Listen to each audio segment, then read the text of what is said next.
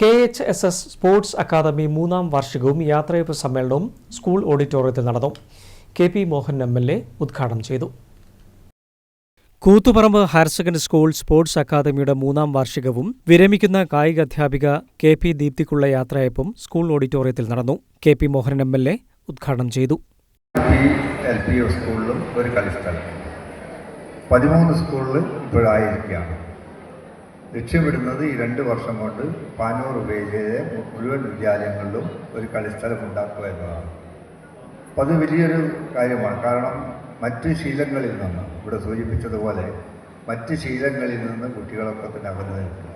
കായിക രംഗത്ത്, കലാരംഗത്ത്, സാംസ്കാരിക രംഗത്തൊക്കെ തന്നെ കുട്ടികൾ വളർന്നു വരുമ്പോൾ എല്ലാ നമുക്ക് ഹിതകരമല്ലാത്ത അല്ലെങ്കിൽ അനാശാസ്യമായിട്ടുള്ള മറ്റ് കാര്യങ്ങളിൽ നിന്നൊക്കെ തന്നെ കുട്ടികൾ വിട്ടുനിൽക്കുന്ന രീതിയിലേക്ക് കടക്കുകയാണ്.